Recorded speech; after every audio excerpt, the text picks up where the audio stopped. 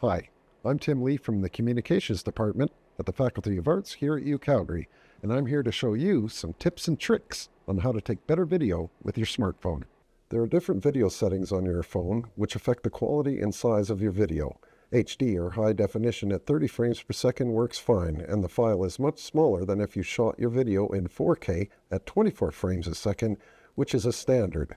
Stronger computers are needed to play back 4K videos, so HD at 30 frames a second is easier for computers with less RAM and easier to share because the file is much smaller.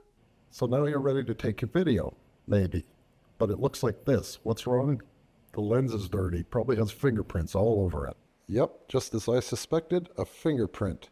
Now time to clean it. Make sure you clean this lens and the one on the back. Use a soft cloth. That's much better. Now to choose a location. Choose a location that has lots of bright light, but make sure you try to avoid standing in front of the window like this, where the background is all washed out. Now the question might arise whether to shoot horizontally or vertically. Well, that's up to you, and it depends on where you're going to share it. Me personally, I like horizontal and I like shooting wide so I can crop it if I need a vertical video. If you have a tripod and you can attach your phone to it, I would use that. But if you don't, you could always use something like this to prop up your phone, and then your hands are free and the phone isn't shaking.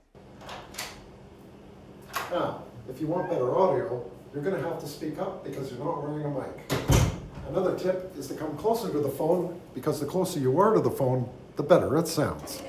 Shooting on your phone will take practice, and you're going to want to do it over and over again until you're happy with it.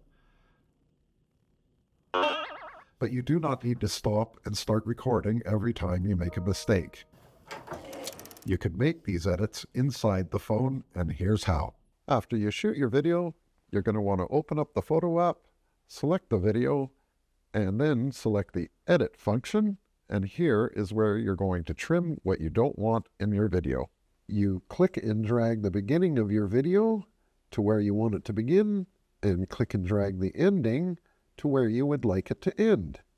Then click Done, and if you want to save the original video, you save this as a new clip. And then you will have the shortened video and the original video all in your photo app. Here's a recap of what I've covered. 1. Set your resolution in the camera app. And remember, HD is much smaller than 4K and easier to work with because of its size. Number 2. Clean the lenses on your phone. Make sure there are no fingerprints on the front or the back of your phone.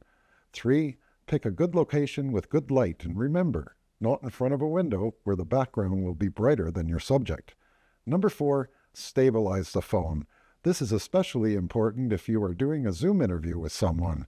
You don't want the phone to be shaking. And 5. Speak clearly and a little louder than usual, and get closer to the phone because that's where the microphone is. Trying to find a quiet room is also helpful. Finally, 6, edit out the mess at the beginning and at the end of your video so you only send what you want. It's helpful to leave a second or two of silence at the beginning and the end of your video for editing. Happy shooting.